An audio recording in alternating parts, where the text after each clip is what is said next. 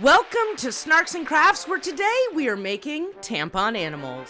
I created a spider and a Wow. spider. Wow! What? Whoa! Oh, wow. And he's I did catching not a know fly. that was happening. With my friend and producer Toby Lawless and Stephen Colbert writer Steve Waltien, starting now. Toby, Steve, welcome to Snarks and Crafts. Let's look inside your boxes. Did Steve already unbox? I You unboxed. pre-unboxed? Steve's been excited just about the tampons, I think, long dumped out my before. box. No, I mean, Have I you been did this. practicing your tampon animals? I have not. I did this moments ago, and I haven't. I haven't opened this box yet. That's the So- most important box, the U by Kotex. This week, it's that time of the month.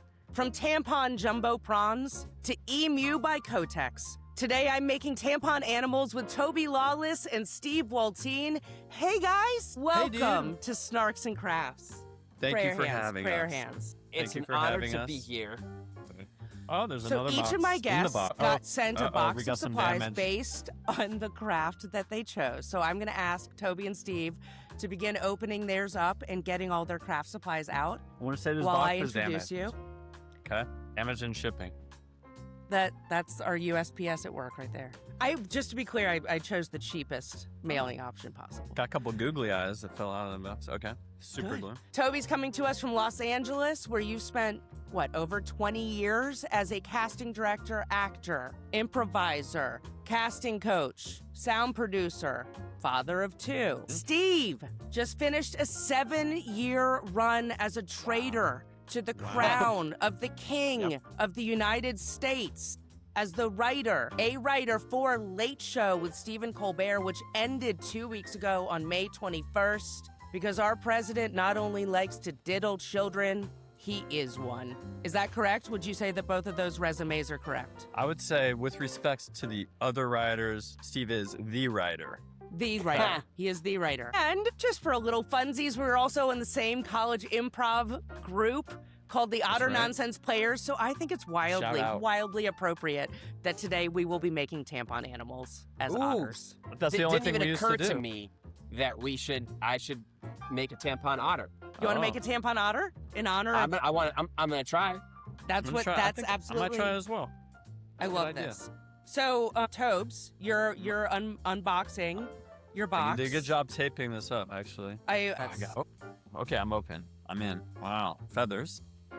Okay, you got feathers. I got a Lots of feathers. sandwich bag, Ziploc with feathers. Did you pack this? I did pack this. I did. I actually. Nice little I went to care package. Michael's. There should be feathers in there. Maybe some pipe cleaners. Well, I got lots of pipe cleaners. I definitely put Claire, some is there glue. a thought process? Yeah, is there a thought process between like two kinds of glue? One is like super glue. Like this is like Ooh. One's fabric glue and one's super glue. I sent you both. yeah. In case, not sure. Some of it was just to see kind of what y'all wanted to make What based on what sticks, animal just you to picked. see what sticks. Just to heyo, but I got some wire as well. Oh yeah, That's good. Oh, yeah, That's I gonna got be some wire. useful. You got That's some gonna be wire. useful. So Got we some have bubbles. pipe cleaners, feathers, glue, googly eyes, some construction for yeah. those baubles, These? Clips. and I would say most Do you have importantly, these? Do you have these, Steve? Do you have these? I mean, is everyone prepared to do a little snarks and crafts? Yeah. Okay. Let's go. Now, the most important thing that you all got in the package I sent you is the box of U by Kotex, right? So confirmed. Yours are open confirmed. already. mine are opened already. I've already been, You already been use them? You've concepting been and using them? playing with my tampons. So I guess the first question I have for you two, you guys got a list of different crafts to choose from, and you all picked tampon yes. animals. So the first question I have is, what made you pick tampon animals, comma, you pervs? Obviously, the most fun. Okay, yeah.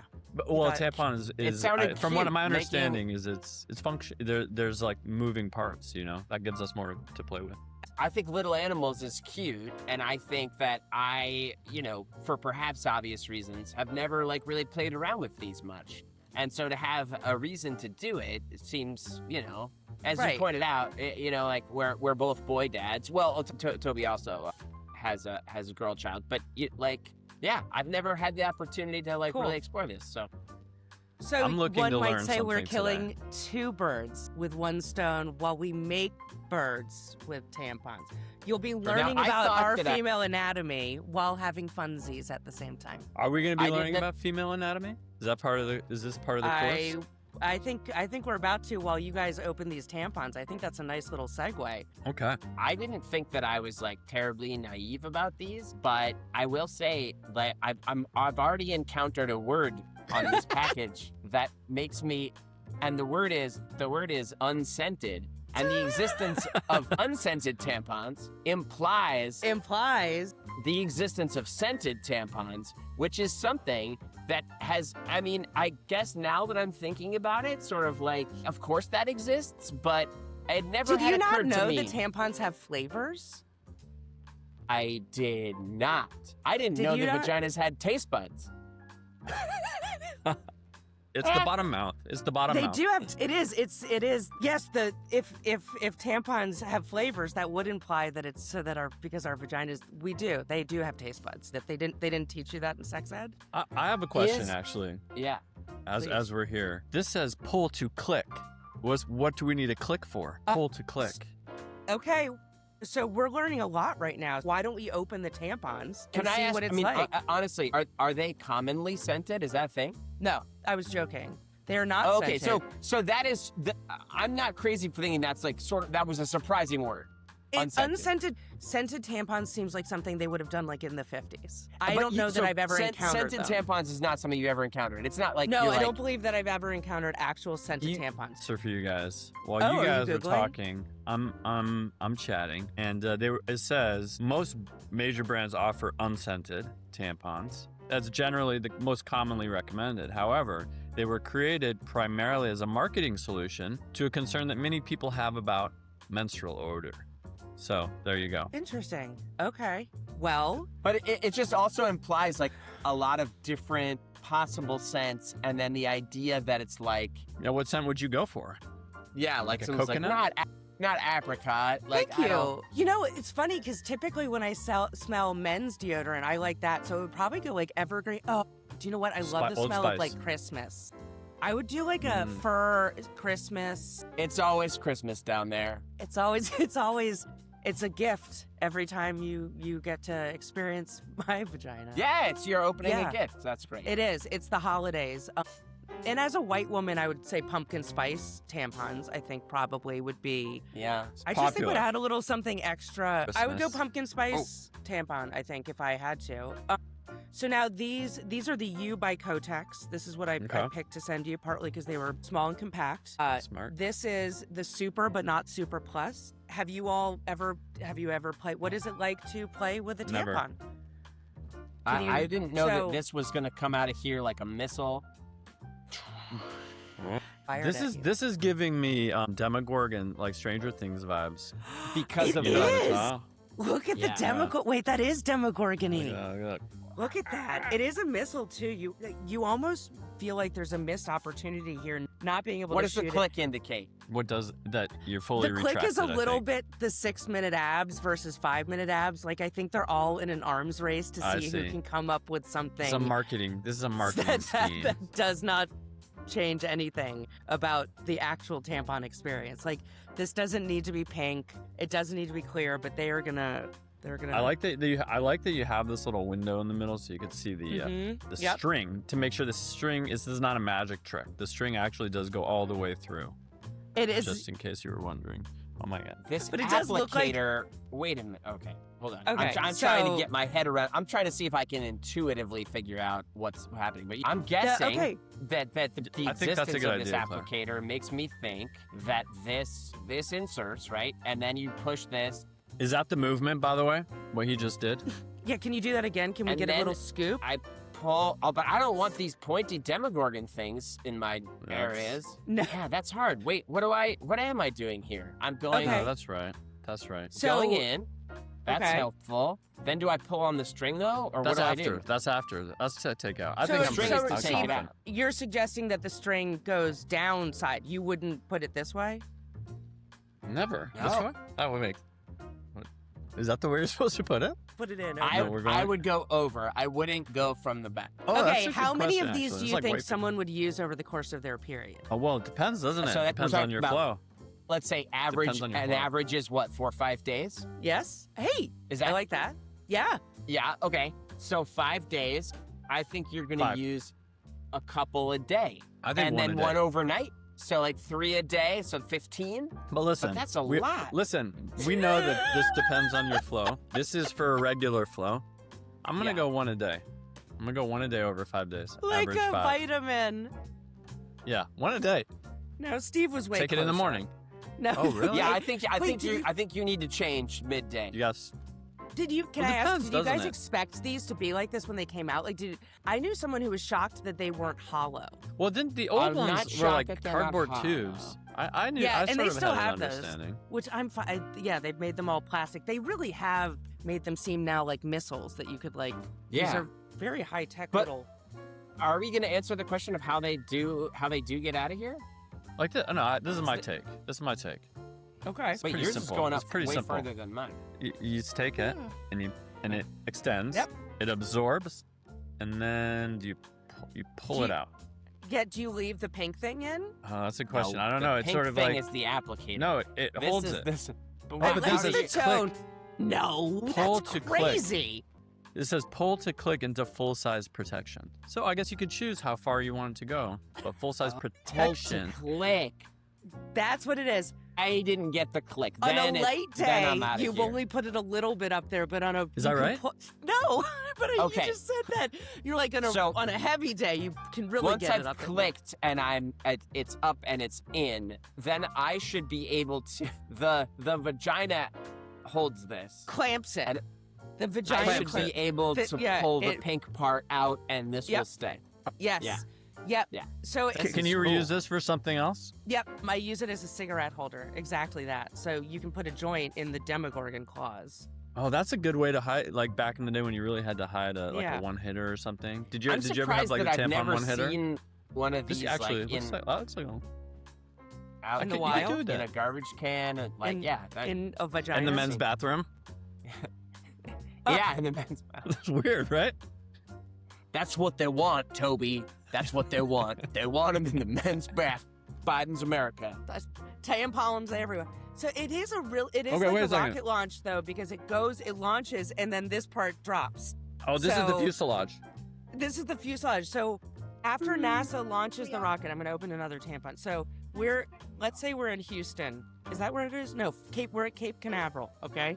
It's your period at Cape Canaveral. Launch, boo, into vagina. Then the click. Then it goes in, right? The vagina teeth, the dentata, Teeth. grabs it. Yeah. Yep. And then Yeah. We're back on the. this is back down to earth. This falls back down to earth. And then Yeah. then we go to the moon. So that's how that works. So, well, that's the first phase. But what about the re-entry? Okay. No, you cannot Because- reuse. Like how much? No, I Can't didn't say reuse. This is not doing the SpaceX where it lands. You Does it- put the re-entry back down into the Earth's atmosphere, not And it back lands? into the vagina. Okay. Well, he did have a good point because the We have so SpaceX many now they like analogies land and they're going on. caught by the chopsticks, you know. So that's not being reused. But when this re-enters, well, I know I've read enough signs. Don't flush these. Yes, it's true. You don't flush those. That's dangerous to the public sewage system. Yeah. So that's what do you how do? you You get put it. them in the garbage can? We're wrapping them in like toilet paper and throwing them away. That's what happens. Well, here's a scientific question. Please. How much weight can this absorb? I mean, a lot, Wait. right? More than you would think. Like is it like When it This comes is out, dense. how I have a much glass of heavier is water it? here, Is but that I what don't you're think I want to asking? dip it in Densely there. Yeah. packed. Like how much does it absorb? Is it a It's lot? like a tablespoon of liquid, maybe, or a teaspoon of liquid. So it definitely That's not feels. much. Do you know what? Dunk this It's in a like- cup of water Yeah, I'm and gonna. pull it out in 10 seconds, Yeah. and you'll or like pull it out in. Oh, is Steve getting a cup of water? I'm Well, I going have to. one Is right that here. okay? Yeah, get Okay. one. I'm gonna let Wait, Steve do it because I I'm gonna thought we plan were on doing drinking tampon this. animals, but okay, we're getting cups of water here.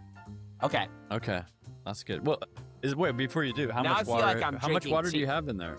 yeah. Is that not- boiling yeah. water? Yeah, get a tea mug. Yeah. Steve said he's gonna treat this like he's drinking tea.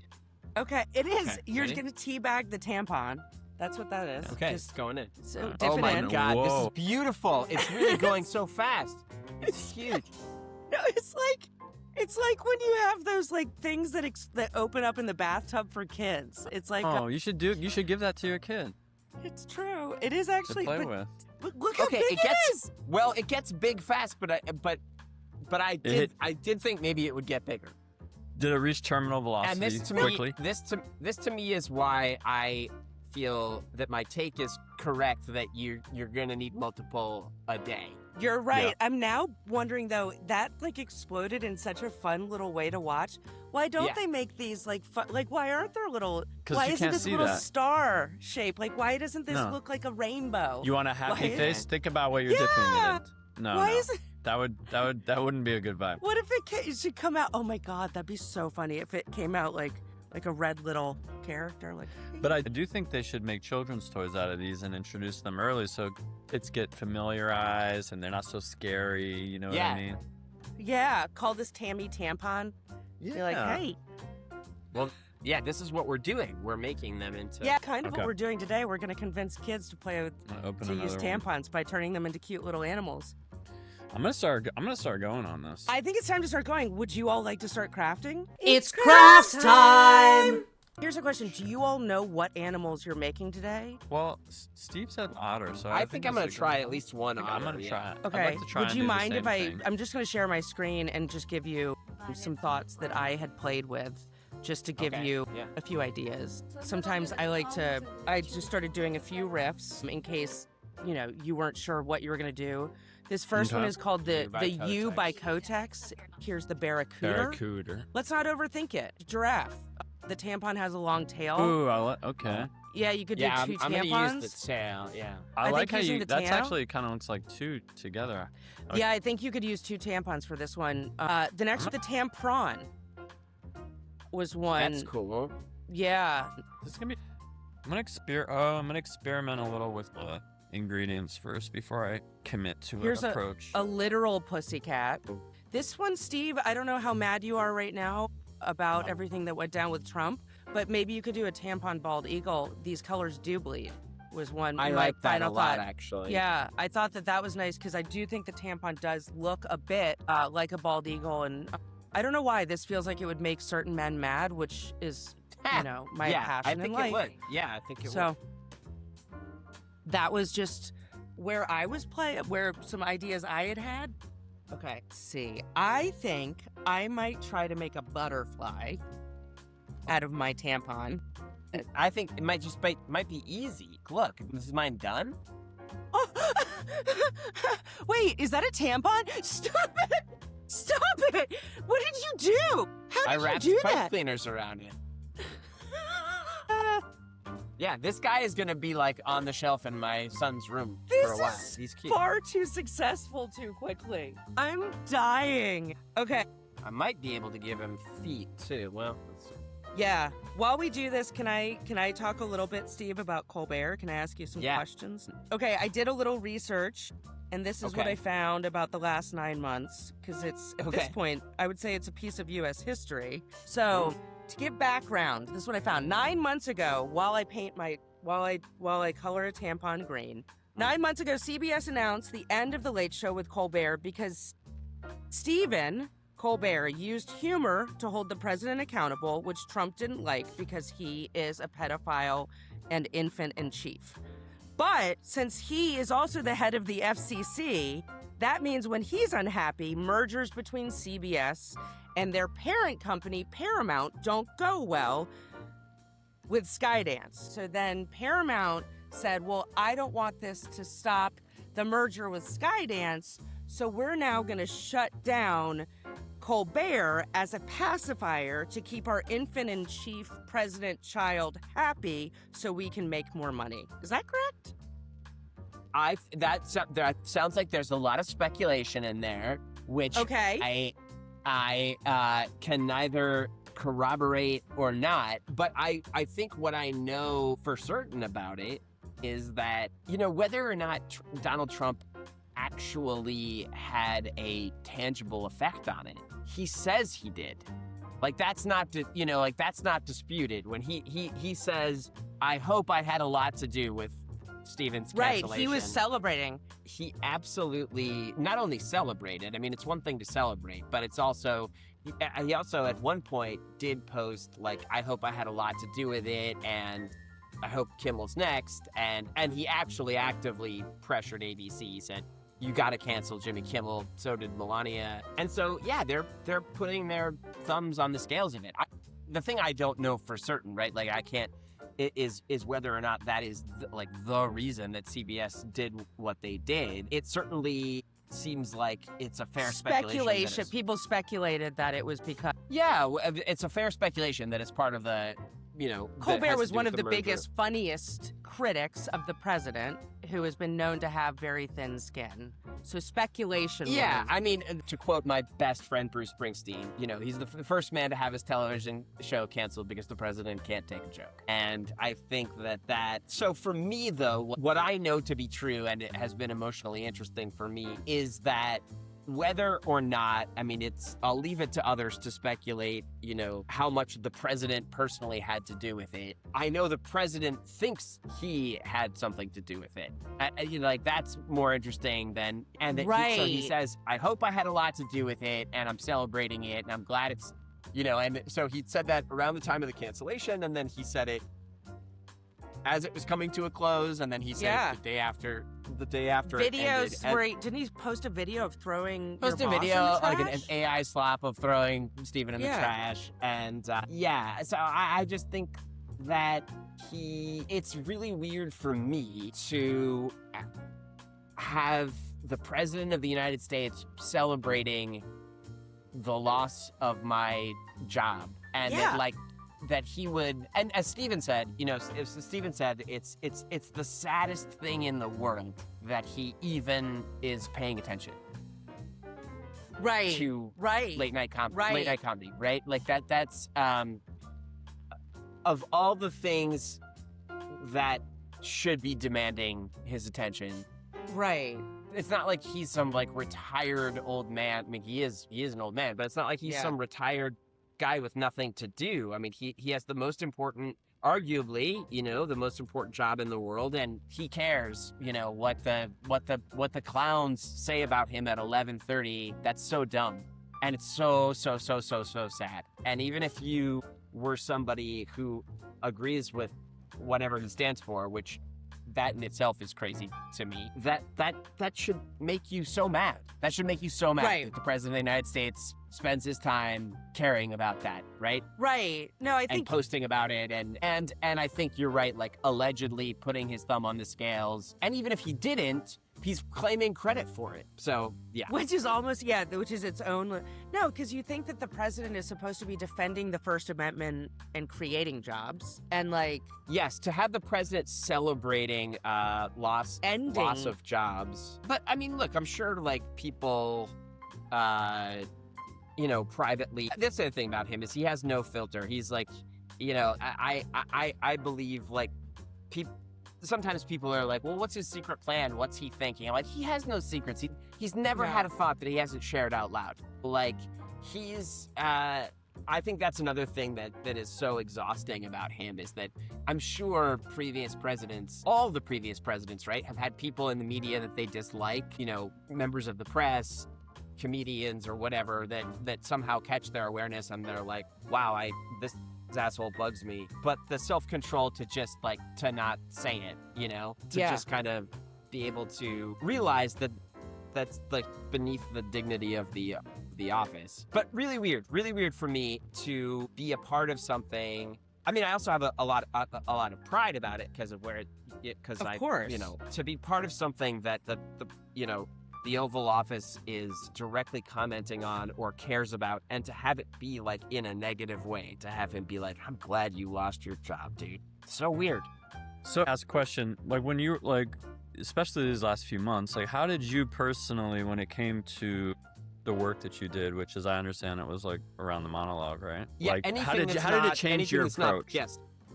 How did it change? Well, it didn't really change the approach is the answer. I think some people were like, oh wow, Stephen's gloves are gonna really come off now. And I think that part of the reason that Stephen, again, somewhat speculatively, but part of the reason that Stephen got canceled is because he never was pulling punches or wearing gloves. And so I think that the marching orders, such as they were coming out of the cancellation, were kind of like, let's keep doing what we do. I mean, I think it's always weird. It was always weird for us to be the story, and that's something that was never particularly comfortable. Like I think we preferred it when we were like, oh, it's not, like, let's not talk about our own show in the monologue. Right, you were telling other people's stories. Absolutely can't avoid it. That's why this like late night fraternity that has developed, I think, is really sweet. Like this community, it's like when they came for us, you know, all the other shows, and I think sort of like Kimmel in particular, but really all of them. But like, you know, I feel like there were a lot of things that we didn't need to say or to tackle head on about our own cancellation, because our like friends and colleagues were able to say that stuff that makes more sense coming from them. And then when they came for Kimmel, we were able to felt more sense and was more appropriate. And it was one of my favorite sort of monologues, although I was furious that we had to do it. But like when they came for Kimmel, that episode, the next day, was one of the only times on the Late Show that we brought back The Word, which is Stephen's segment from the Colbert Report. Right, and I had remember, Stephen play that character. And so like that to me was like really fun and really crazy and surreal and fun to get to work on, because I never worked on the Colbert Report, and I'm a huge fan of it. Like I just think it's like a singular piece of television history. I agree. And I think like I never quite got used to, you know, Stephen's a guy who I got to be around a lot, but he's just like this massive celebrity. And so over time, I'd like to think over 7 years, like I was able to sort of like be normal and not be starstruck around him. I developed this, like, it took a little while to get used to that. But the person who showed up very, very rarely, but who I was always starstruck around, was when he would like change his facial muscles and become the character. Like, cause that's different, right? And so very occasionally in a morning meeting or something, the he'd be eyebrow? talking and you're like, yeah, exactly. Yeah. And I'd be like, this is a guy that fat reaction. Like, so I'm talking to Stephen and I'm like, this is a guy that I know. I mean, it's no big deal. Whatever. Yeah, and this then, is my boss. And then he would say like, well, you know, like if the character would say, and then all of a sudden his face would change and he would talk like the character, and I'd be like, holy shit, that guy is He'd get into truthiness. That's crazy. That's and so wild. I loved that. Any time that we played with the character, which was only a couple of times, and when it was really called for and really appropriate, and that day after they came for Kimmel was one of those days where we got to do the character, and the character is just, I told one of the former Colbert Report writers, who was not a Late Show writer, but had done the Colbert Report, and I was talking to him about it, and I said, oh my God, you know, it's crazy sometimes when Stephen becomes the character. It's like his whole face changes, and I get really starstruck. And he's like, the analogy is great. He was like, yeah, it's like the difference between Walter White and Heisenberg. You know, like it's the difference between like the Walter White who's like, you know, his wife and family know him as this one guy, and then the guy who's like, I'm the man who knocks. Like when you're like, holy shit, there's a whole nother fucking person in there. That's that was. Well, because you talked a little bit about how vulnerable, like you kind of just explained, like, as close as you got to work with him, he was still at times like this massive celebrity. I sometimes think about how stressful it sounds to also be constantly trying to make a massive celebrity laugh for shows that have to be produced every single day. Yeah. And I was curious, like, what is that the most anxiety-inducing thing ever? like pitching ideas to Stephen Colbert, or like if someone said to me, hey, yeah, we have to be on TV tomorrow, come up with the funniest thing you can. Like, I'd have to put on diapers. Like, just thinking about that makes me want to crap my pants. Like, what is that? No, I know what you mean. No, that's true. It's anxiety-provoking. It really is. But I think, too, like, one of the reasons I think he's a great boss is he can't not be Stephen Colbert, but he tries to make you feel really comfortable. I think what you realize too is part of the job, especially for a daily late night show, and one of the things I really miss about it is like you're really working in terms of volume. So you're pitching, I don't know what the ratio is, but it's high. Like you're pitching hundreds of jokes every day. You're writing hundreds of jokes, for what ends up being in a monologue, I don't know, like 15. Every writer is pitching.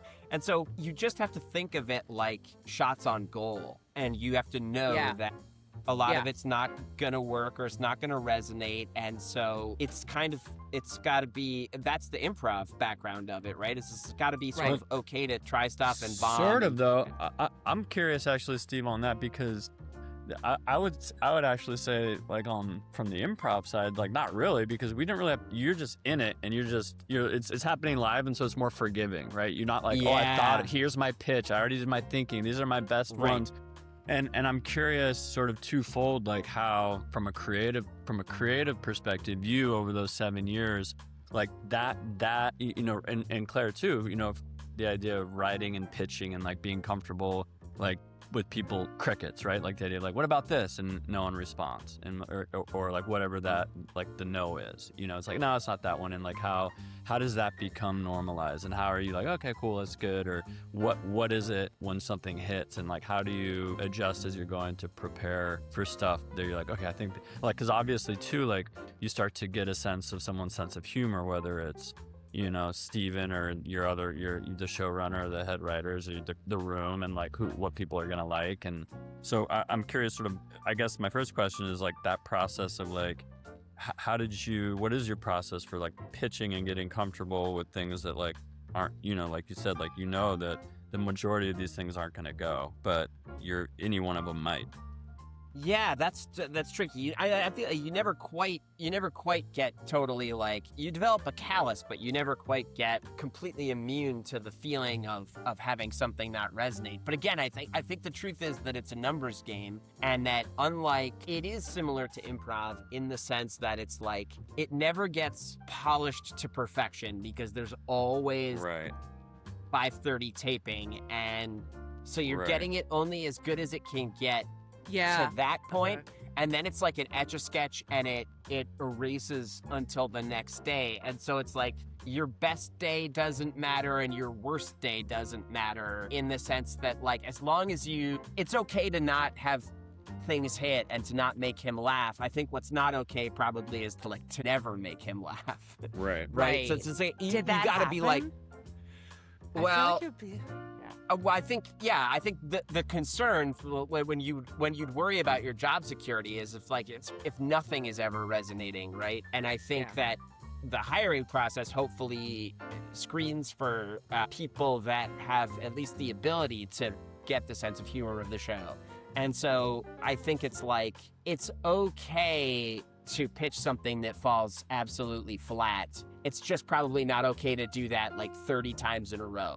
And then you're like, oh my God, nothing is. And so that's what it's sort of like, you get, every time for me, it felt like every time something landed with a thud or was not received, it just put more pressure on the next thing. It's like, because it's like, oh, I can't have 5 in a row that really fucking bomb, because then people will start to be like, whoa, that guy never says anything funny. Like, but nobody is hitting every time. And I think that also is part of the realization is built into the process, is that the reason we write so many more jokes than there are room for in the broadcast is because we know that inherently, like, not all these jokes, this kind of joke, doesn't have like a tremendously high hit rate. And so everybody goes into it clear-eyed, knowing that like we're all going to come in the morning and say some things that just don't that land with a thud, that don't connect, and that he doesn't laugh at, or that the room doesn't laugh at. Right. And then, but you grab the top 10 of the funniest, and that's the numbers game. I almost feel like improv taught me the art of the numbers game, because that is what idea generation is just coming up with so many ideas. And then it doesn't, it becomes such a muscle as someone who pitches creative ideas. Like, you almost get to the point. Improv to me was so helpful because you're not precious. So if something doesn't work, you're like, well, I had to come up with there's going to be another scene coming in a second anyway. Like, I can't sit here and hang on this anyway. So great, I've got another joke. Steve just gave me something else. I'm going to do something new now. So that's been great. I feel like improv was so good at making me not. I once talked to a book agent. I'd done the dick running thing. I was trying to make it into a book. And I was talking to someone and she kind of like gave me feedback. And I was like, oh yeah, it's fine. And I remember her saying, I love talking to people who've done improv and work in these kind of creative fields, because a lot of people who write novels have written the novel. And if you try to change anything, it's like, no, that was my writing. And if you've ever done improv, you're like, oh yeah, that scene failed. Yeah, I'm used to the scene failing. Let me try a new scene. Let me try a new thing. Let me just jump on. Nothing is precious. Yeah. But what I'd say though to that is like, I feel like from an improv perspective, you're doing your best to make it work in the moment, right? And you have a group, a scene partner at the very least, or plural, who are helping you out, right? They're like lifting you up. They're trying to make it work. They're yes-anding you to get your thing to its best place, right?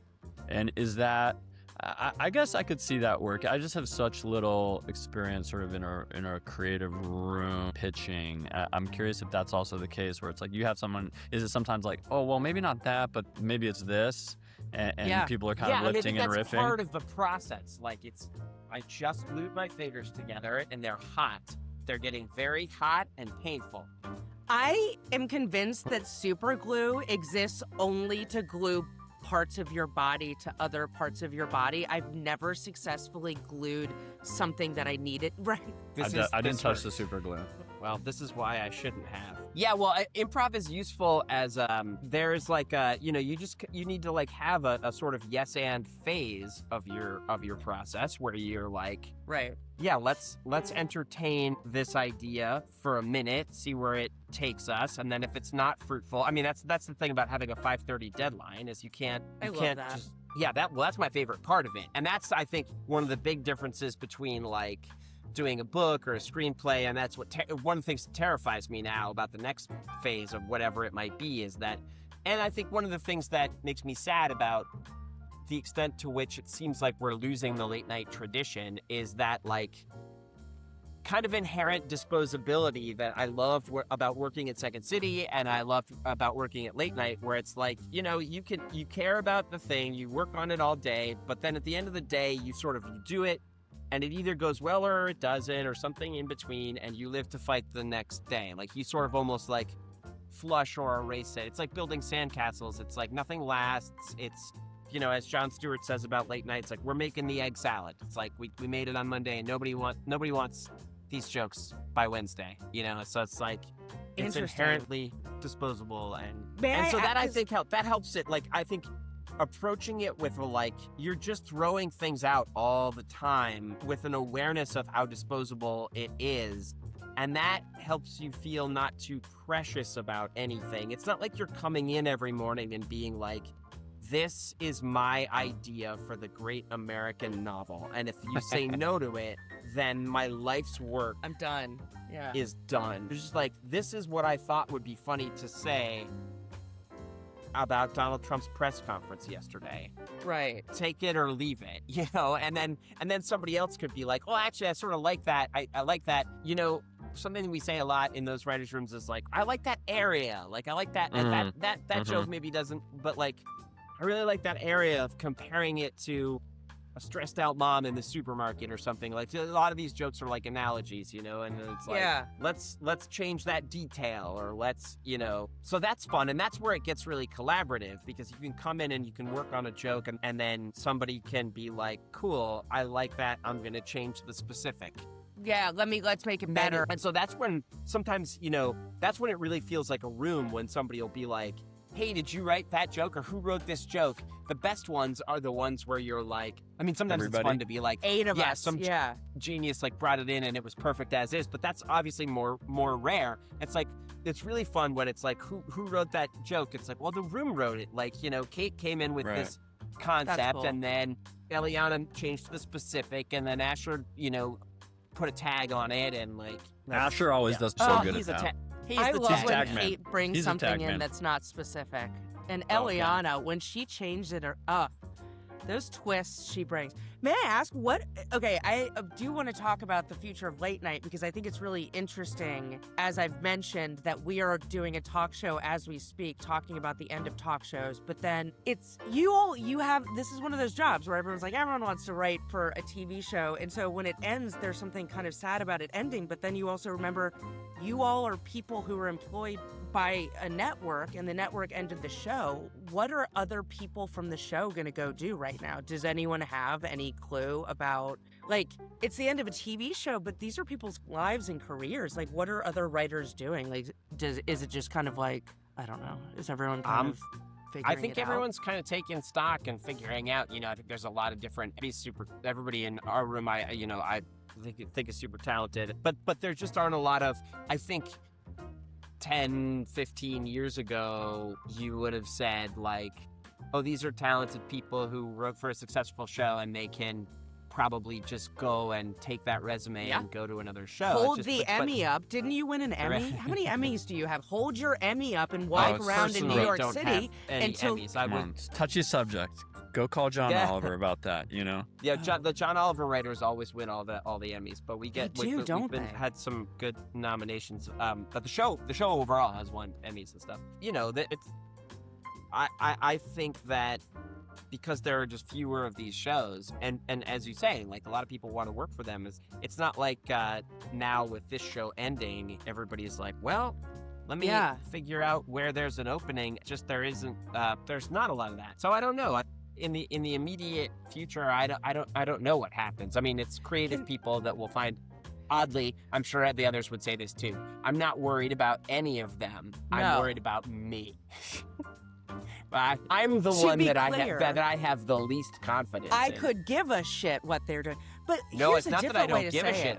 I think they're all just going to be great. I just don't know. They're going to land on their feet. I'm the one. Here's the thing, and I'm sure they would all say the same thing. I'm the one who's a fraud. The imposter syndrome. The imposter. I was going to say that about you, Steve, but I wanted to wait until you said it first. I'm the one who wakes up at night and realizes I never deserved to be there in the first place.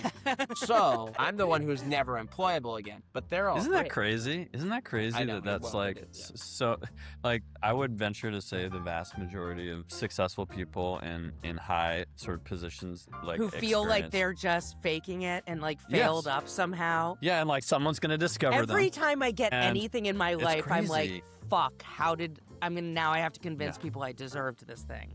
But that's not to bring it back to this asshole. That's the heart of Donald Trump's psychopathy, because he's having the person confidence who's like, with no reason. I alone can fix it. I can do it. I can do anything. Right. And sane people have, like, a healthy amount of self-doubt. And all the most talented people that I know are plagued by it, and that's actually a mark of like sanity. Sanity, yeah. It's truly why I think I'm feeling more and more like I like politicians who were bartenders, because I'm like, career politicians at this point are insane. Like, I want someone who took the bus. I almost don't want normal people when they talk about politics sound rational. And I'm like, well, then you should be the one making the decisions. And instead it's like someone who thinks Diet Coke causes cancer. And you're like, well, and also it's people who, the one thing that cures cancer. Sorry, whatever. We've lost, there's so many things that the Founding Fathers would be appalled. But one that I think people, it was a norm, is that you never promoted yourself for office at the beginning of this country. You always were drafted into it. Right? The idea of campaigning for the presidency was considered beneath the dignity of the office, right? So, like, coming out and saying, like, I should be president, that people would be like, well, you're is like, psychopathy to begin with. Yeah. Exactly. And so now that's not to say, I mean, I think historians would correctly say people found their way around it. Like, Thomas Jefferson and John Adams weren't publicly campaigning and advocating for themselves, but they both owned newspapers that would, like, attack the other one and promote, like, they were, I'm sure, very ambitious behind the scenes. Mudslinging was always a thing, right? Yeah. The name calling. I don't think Adams owned slaves, but like, the, yes, all that, right? Like, and they would have proxies, like, campaign for them at, But I just do think even just paying lip service to the idea that we don't self-promote, like, I would love to go back to that, because nobody, even, I was saying this the other day, like, I feel like Barack Obama is someone I admire enormously, is like close to being somebody who's like maybe like the best we could possibly get in terms of somebody who, but every once in a while you hear his like ego where he's just like, yeah, I figured I could do it. And you're like, well, you have a touch of this thing that like, that should actually be disqualifying, which is with the quality to say like, I think I can do it. It should be that people all around you are like, this guy has to do it. But that's the humility piece that the campaign won't allow for now, is that what I would love to hear somebody in a debate when they're like, how are you going to solve this problem? And they'd be like, man, I don't know. It's super daunting. I'm going to, like, I think, I'm not sure. Hopefully I've got a good team around me. Like, I'm going to, but that would read, I think, to too much of America, that would read like, it's like, you don't even think you can do it? But like, that's what we need, I think. It is funny when I'm looking for confidence, I do often, it sounds like a joke and it is a little bit, but I think of who is the most confident, inappropriately confident man I know, do what he does in his head. And like, there have been times where I'm like, it really does work. Like, imagine you have the confidence of one of the dumbest men, you know, of that ilk, who believes themselves to be fantastic. And like, if you can kind of do that, you all of a sudden are like, oh, wow.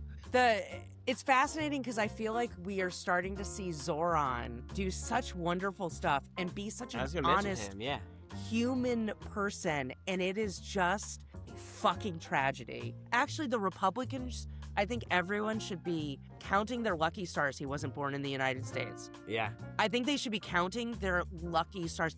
Democrats, at this point, I'm a socialist, full blown. Like, I'm like, they should be so grateful that charismatic dude who's just single-handedly like showing everyone that you can do whatever you want day one, I guess. I don't know. Well, and also he on day one was like, I'm gonna make a lot of mistakes. Like he has a humility to him. Yeah. He's got swagger, but he also has a humility to him that's really refreshing. Which is what you were just saying, like, oh, I'm not gonna be perfect. I'm a human. This is exactly. I think when it comes to like talking about like the end of Colbert and stuff like that, I think where I get fascinated is I used to kind of have this take, and I'm not entirely sure, when SNL started, excuse me, it was insane to think about doing a TV show in 1 week. Yeah. And now you were working on a TV show that had to be produced every single day. And beyond that, now people are doing essentially TV show podcasts by themselves with their computer, and they don't have a team of writers and a studio behind them and costume designers. To some degree, what SNL has is now considered, in my mind, a massive luxury and not a daunting thing ahead of them. They have a week, best writers. They have costume designers, like, they have production. They have 200 of the best minds putting together a TV show. And it's interesting because now that's almost like, well, that's an embarrassment of riches these days, when it almost feels like. So it's interesting because we talk about the Colbert writers and stuff like that. And I think to myself, you and 5 other people right now could go start your own Colbert, and you don't need CBS to do it. So I think it's kind of interesting because we're watching, and whether or not that's actually true, taking some liberties, obviously, you're not going to do the exact same thing, but it's interesting because we're seeing late night fold, and it feels like the president is attacking the First Amendment. AI is coming for jobs. Hollywood, Tobes, it sounds like Hollywood is completely left Hollywood is collapsing in on itself. Is it? Is that like boots on the ground? Is it just feeling... That's boots on the ground, yeah. It feels dire, Does it? Absolutely. The industry contraction starts with COVID, goes to the writer's strike. Streamers take advantage of the writer's strike and decide they're not going to be producing. They're not. There was the MO for the streaming wars was just who can produce the most content, right? And there was just tons of content being produced that no one watching, which is all of the reason why these days, you remember when Lost was out and everyone would be like, oh, just, we're all talking. It's like water cooler stuff. Like everyone's seen the same episode. We're watching at the same time. You could talk about it with your coworkers. Yeah. You're talking about the same time. The smoke monster, the endings, Sopranos. So like peak TV, sort of climaxes at 20. The streamers are competing, generate tons of content. And why we've sort of landed in the place where it's the conversation now is like, oh, what are you watching? I'm watching this. Never heard of it. Oh, it's the best show Never ever. heard You of gotta it. watch it. What's it on? Never I don't heard know. of It's it. on this. I'm watching this. Oh my god. Or oddly, people are going back and watching like Vampire Diaries again for the third time. You know what I mean? Oh yeah. Remember when Suits was like the #1 show? It like hadn't been on in 15 years. Yeah. And it got exactly. #1 on Netflix. Yeah. And so what happened was sort of I think the writer's strike gave as it does, the studios the opportunity to sort of look at strategy and like what they're doing. They're like, all right, we're going to pull back on this. And, I don't know about you guys, but I definitely, of the writers that I knew, like going into the strike, they had 4 or 5 projects going and coming out. They were lucky if they had one, Yeah. And actors with auditions too, I've heard. Across the board. One audition crew. a month. Yeah, so the crew is huge. Like there's so many shows being produced and now it's not, and then add into that LA being behind in California in general on tax incentives, and other states and countries sort of getting a head start on that. Atlanta is sort of the classic, although Atlanta now is now contracting, in New Mexico. So it's all been this perfect storm where it feels now that no one's working. And add to it the consolidation of these studios where they're having to sort of reduce head count because of redundancy. So that's why for the most part you'll see these letters about a lot of art forward folks being against the Paramount merger, right? Like Netflix was one thing, but they liked it more than they like Paramount because there's too much redundancy with Paramount and Warner Brothers. So in terms of headcount, so a lot of the people who have sort of salaried positions at these studios are more concerned because Netflix didn't have the infrastructure that Warner Brothers had, but Paramount does, or did on a different scale, right? So it's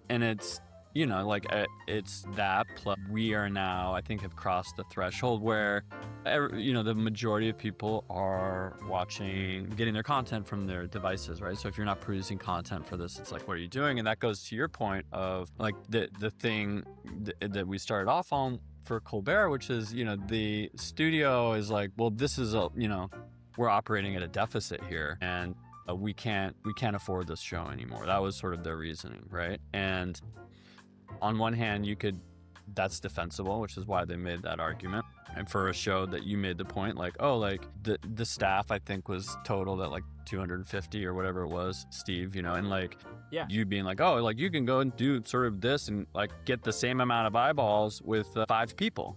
And to a degree, that's, there's some truth to that. But the challenge, I'd say, and like what we're seeing is, this idea of like, oh, like podcasts are new daytime talk, right? Like that's why everyone has a podcast, and like why Netflix now is like competing for the podcast market against YouTube because they're trying to tap into the daytime market, and why Oprah just did a huge deal with Netflix for all of their back catalog. Her back catalog. She's still a she, I think. And so it's for now. I mean, my God. Yeah, the way things are going. So point being though is like there is this massive shift. However, the way I've always seen, I'm like, so we're back to like we've almost come back full circle from like when we were forced to watch advertising for free. You know what I mean? And that's how we got our content. And now, now we're paying for subscriptions. But now I think we're like paying for subscriptions and getting fed ads if you're not on like the premium. You know what I mean? But my point is like that model works. We were all kind of happy with that. Like, oh, I'll take my content for free and you can sell me your shit. Yeah. And I'll take that time to go get like a snack in the kitchen, and then my family's going to yell, oh, like it's back, and you run back. Yeah. And I think we're coming back to that in a lot of ways. But we have this added element of all like talking about sort of podcasts and video podcasts and like that being on-demand content that you can just tap into at any moment, but you're still being served ads on there, right? And like that, that is now the that is the model now. They've discovered, sadly for the folks who are like really big WNYC fans and like Radio Lab with like these excellent sort of public radio limited narrative series that were like expertly produced at such a high cost that they couldn't afford it. They're like, we can't afford these shows. And people are up in arms, right? It's like, how are they canceling these shows? They're so good. It's like, well, no one's listening to them. That's why. What's the best model? SmartLess. It's this, basically, right? Oh, just there's no overhead. Just talent fees. Yeah. It's talent fees, and that's basically it. You know, there's of course there's producers, but it truly is like you said. It's like, well, it's like 5 people. The show could have 1 producer. You've got a talent booker. Right. At that scale now, it's like scaled up, obviously, but Which is, crazy. No, because on one hand you go, wait, so now late night's ending. Is that what's happening? Are we watching late night end? Like, that's so crazy and tragic. And on the other hand, I lived in Los Angeles and wrote screenplay after screenplay, or whatever. I was writing spec scripts, and to try to get someone to read a 50-page script, like that's work. Like some people can't even open the email because they have an agent, and that's going to be a problem. And you start to go, at some point I started making content because I was like, I can't get people to read the thing I wrote, so I might as well go make the damn thing. And you start to go, well, on the other hand, I don't need CBS or Netflix. I don't need anyone to read the thing. I can go make it because if you have a phone, you have a production studio. So on one hand, I feel like I hate that Hollywood's ending. And on the other hand, I feel a little bit like it's no longer, it's a little bit more of a meritocracy now because I don't have to go to synagogue with Spielberg for entry is much to break lower. into something. I However, kind of felt like... that question of like, how do you break in? I think your numbers are still the same, right? Took the head off of an animal. Unbelievable. No. He was so excited by the tampons. Look at that little hand. What? Oh, come on. Oh, he has now. a helper. Thomas. He's got a little sweatshop over there.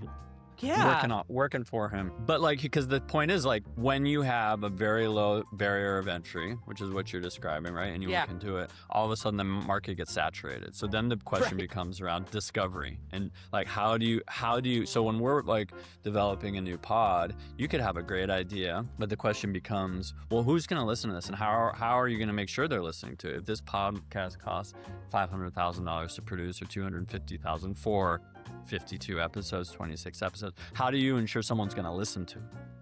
That's the challenge. Well, because people aren't listening. Aren't people just watching the clips of the podcasts? Are they even listening to the whole podcast? And the thing is, you can't monetize. The clips don't monetize as well as the long form. So you want to drive them to the long form. So but then you have an Amy Poehler who will just pop in and like that show it's a great show. It's expertly produced, and like has an excellent host. Like it all lined up. But that like skyrocketed. And famous guests. Yeah. But like there's plenty of podcasts with famous guests that are not performing well. Do you know what I mean? I've even heard that Oprah's is not performing, but I don't know. Yeah, so it's a challenge, and I'd say like on the optimistic side, like this is in early June, and like look at the top movies at the box office. You're looking at Obsession and Backrooms. These are movies that were produced for 20-year-olds. One movie was produced for under $1 million, and I mean, it's like, and that's original content. Beat Star Wars. Right? Beat Star Wars. Which has, speaking of saturation, like someone was like Grogu, and I was like, wasn't he the wide receiver? Wasn't he the running back for the Patriots? And they were like, that's Gronk, and I was like, oh, this is tight end. Yeah. I just He's think a little it's bigger than Grogu. That, like, we seem to be reverse engineering back our way into the whole thing with streaming was like you have the power of choice, and you're like you have infinite, you can be so deliberate about what you're watching. Like I can remember in the 80s and 90s I would watch I see my dad watch TV in the evening, and he was so at the mercy of the 30 channels. And there's something about that I think is actually appealing, and people are rediscovering that. Like, and I'm in a unique position with it right now because my TV watching, such as it was, like I had some shows that I streamed or whatever, but I didn't make a lot of time when I was working full time at the Late Show. My sort of rule for myself is if I have 15 minutes here or there to literally just like turn on the TV and watch television, it's always going to be CNN, MSNBC, or Fox News. In order to inform. I'm so sorry. I'm so sorry. Oh, I know. I know. Yeah. For my job, because I want to know what they're saying. Because and that would happen a lot. Like I'd be like microwave something for dinner and watch 15 minutes of Fox News, and honestly, like it would help me so much for my pitches in the morning, because I would come in and I'd be like, here's what they're saying, like here's the way they're spinning this. And so like, and then, like CNN more for the, not that they're perfect, but more for the, like, what's actually going on, Yeah. Especially with breaking news. Like, I think CNN is still quite good for breaking news, to be like, what is actually happening? So anyway, so I was watching like pretty much only cable news. And then as the show started to wind down, I was like, oh, this is an interesting opportunity to completely start from the ground up of any television habit that I might have, which again is not a lot. Like, and I do, like, Kate and I will pick some streaming show that we're going to watch, like Task or something that's like prestige TV, and we're going to watch it together. Heated rivalry. Heated rivalry. But like, there is that part of television that is just like, for me, it's a lot like when I'm eating. Like, if I haven't eaten dinner and I come home and I'm like making a quick meal and I'm gonna watch 20 minutes of TV and I'm just gonna watch whatever's on. And that used to be only cable news. And in the last few weeks, that's one of the new things about my life, is like, I'm just flipping around and I'm not being picky at all. And it's really fun to just like watch whatever's on. And a lot of the streamers too, like, I've noticed that, it's one thing for me, like some of my favorite TV shows where I'm like, should I go back and like binge rewatch like Star Trek The Next Generation or something? Oh, good call. And then, but on Paramount Plus, not to shill for Paramount because they're not my favorite people right Available now. now, Like, $19.99. Hold on, guys. But $19.99. On Paramount Plus, click this link. There's like a thing you can go to that is like just the Star Trek channel. And so it's like, basically you can watch whatever random episode is on. Or Disney Plus has The Simpsons 24 hours. Yeah. And it's just a random episode. And there's something to me, I'm like, oh, that makes me feel more like TV was in the 90s, where you're like, you're turning it on and you're like, oh, this episode. And you're participating in something that's coming in from the world versus this like insular feeling of, I've just picked this thing that's like in a bubble. I like the randomness too. Like, sometimes the randomness is great. And you could literally, like, I could text you and be like, turn on Disney Plus, this episode of this old episode of The Simpsons that we like is on. Right. Whereas even though we have the power to like call up that episode at any time, the idea of somebody serving it to you is kind of nice. I think so. I also feel like we're going, and I say this partly as we do arts and crafts, but like, I also feel like we're trying to go back to like a slightly more analog place. Like, I liked when I had an iPod, a camera, and a phone. Like, now I have all three together. And so sometimes if I want to leave my phone at home, but I want to take a camera, I like landlines. And I would like to go back to a world where, like, I don't know who's calling. I don't know. Like, just call me. I don't want to plot and plan everything. Like, I'd like to turn on the TV and see what someone else picked for me to watch. Like, there's something kind of wonderful about Jesus take the wheel. I want more of that in my life, I think, and less of the, I think, like, especially like in our mid 40s, as we are, just like the cognitive labor that's happening, you want that unplug of not having to deal with the paradox of choice, You used to be just limited to the it used to be limited to the VHS store where you just would be wandering the alley. Now it's just anytime you sit down.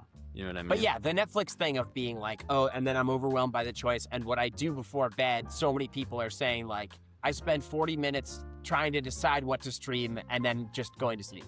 Yeah. Whereas, like, the analog TV of it, of just being like, well, this episode of Frasier is on. Is it my favorite one? Is it even my favorite show?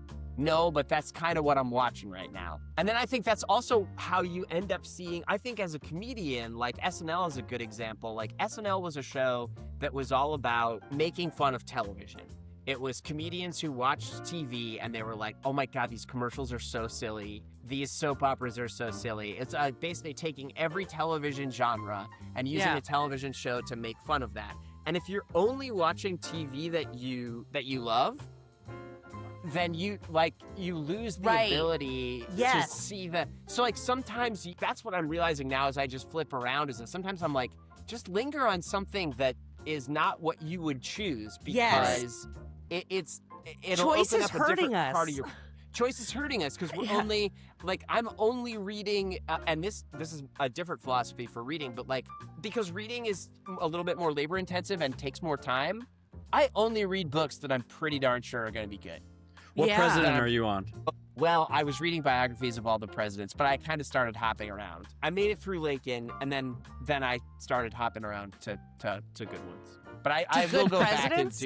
do Johnson or like interesting ones. You didn't do there's no like Taft or Woodrow Wilson. Didn't get there. No, but That's I sort want of to your point, though, Steve, which is to say Yeah. you chose to skip the ones you think you wouldn't like, right? And honestly, like some of the ones that were the most interesting, especially in those first 16, were ones that I was like, I don't know the first damn thing about Zachary Taylor. But like then you're filling in your blind spots about American history and like, yeah, sometimes just having stuff Totally. that you I don't even think it's choose. and I actually, as an adult right now, like it's interesting because I'm starting to learn that so much good stuff comes from doing things you don't want to do. Because even just having that experience, and it's not even that interesting of a thought per se, but like I used to be like, our phones keep us from ever being bored, and the best, coolest, weirdest, stupidest things my brain has ever come up with is from fucking 100%. boredom. No, everything is Boredom. designed to eliminate friction in your life. Right. And friction is what causes speaking of Heat. podcasts, Yeah. there's this ad that's everywhere now. I see it on the train. Like I don't know.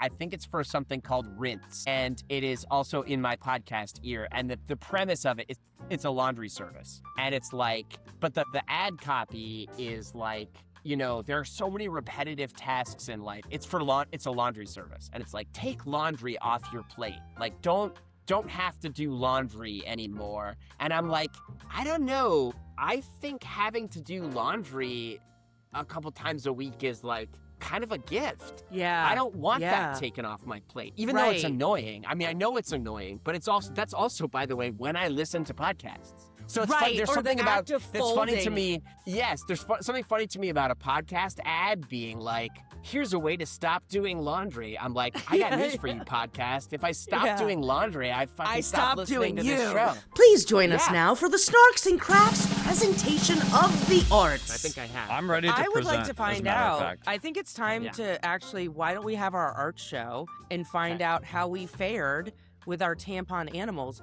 Or is I have 3 items, and they're all connected. Oh, I'm great. an Okay. Yeah, ecosystem. I also have 3 items. Mini I'm going to cast go is like- first. I did a chrysalis, Ooh. So, well, okay. and You then brought. Where'd you get that tree branch, though? That's a little I bit. got it outside in the yard. This was just, Wow. it's a locally sourced tree branch. Let's bring But it in I close. did a Come in close. chrysalis, and then if you can see, this little tampon has 3 legs and a head, and then look, it has 2 little eyes. Wow. It has 2 little eyes, Oh, and then that's really impressive. feathers for the wings, and I'm calling it That Time of the Moth. You did a name. Shoot. Come on, I didn't think come of that. on, Well Come done. on. Thank you. That's an A. Thank That's you. a strong A. Do you think I could write for Colbert? If you have any takes on what he's doing, if you see him, tell him. I'm going to toss it now. I think I'm going to toss it to Steve. Okay, the 'Cause first you thing I did, mentioned which I think, some sea otters. yeah, well, I think I already showed this guy. This was like right out the bat. It's probably my best. This is an otter. He doesn't have a lot of limbs, really, but Oh my God, I That, think I just that's anyone tickled. kind of- That's. I He's just tucked. tickled. He's tucked in. oh my God, an otter that made her piss herself. That's Clean that up. fantastic. Yeah. It's So a he fantastic. could also be a caterpillar, I guess, because he doesn't have Truly. legs, but Yeah, it looks a little bit like a really adorable poop. a turd with eyes. Yeah. Yeah, but I've never found turds to be Don't that adorable. drink from So, this. It's got super glue. Are you just Okay. doing one, Steve? okay, what Toby would I you like think to so, show? Okay, now your turn, Toby. Shoot, I'm really brainstorming for an idea, and I don't have one. I created a spider and a Wow. spider, Oh, wow. What? Whoa! Oh, wow. and he's I did catching not a know fly. that was happening. Well, so he's got the. He's So got many the. eyes. He's got the. My God. Wait, but look at this guy. Is We're that gonna- a tampon? Oh, those are eggs? No, that's a fly. Shh. shit. And he ate one. Wow. He ate one already. But then I Wait, did it too late. wait. My God, this is. I realized too late that this web actually comes out of their butt. So this is Wait, not biologically This is correct. so down to the number of eyes you put on that spider. You did the okay. So there's an entire web, a spider, and hanging from the spider is a tampon. It's an insect that it's about to devour. Yeah, that's right. This insect Wow. is not lasting much Wow. longer. I don't have a good name. I'm open to suggestions for titles for this art piece. Damn. I'm truly flabbergasted. I've also yeah, really. completely cleaned up my workstation. Wow. I've not. So I I'm now ready. have someone in my workstation making more mess. No, that's good. What are you? He can be there if you want to present your other two. Hi, Thomas. This is inspired by Thomas because Thomas is a real. Thomas loves sheep. So this, I think, is a sheep with a yellow head. Oh, yeah. that's fantastic. Wonderful. Yeah. That could be Yeah. the U by Kotex. That That's could be fantastic. The Kotex. Yeah, I yeah. like that. And then I have one more, but you guys can go. No, I'm done. I did that. Mine was all. Oh, the yours one was shot. all big. Oh, Yeah, I've already done. Yeah, I think I did all of mine. I think mine. This last one. Remember, I spent a lot of my time getting super glue off my hands. Don't ever open this. We're gonna throw this away, right? It's just all. This guy, I think, is Who? like a little. He might be like some kind of snake or an alien worm. Or That's like a something. little He's got eyeball. One, That's like an he's got eyeball. one yeah. eye. Yeah. You know what happened there? You know what that is? That's like a chrysalis in Chernobyl. It's like trying to go, but it's just an eyeball. But we know what we can do. Actually, Why are I you feel. putting tampons in animals? Why are we putting tampons in animals, Yes. Claire? Because if we don't do that, then we could murder someone with our hands because we're so angry about what's happening in the world. So instead, we're going to make art and not kill people because we're too cute for jail. And since we only have 1 minute left, my final question. Did you have fun today? So much. Unquestionably. Why Then would my you even need work to here ask? is done.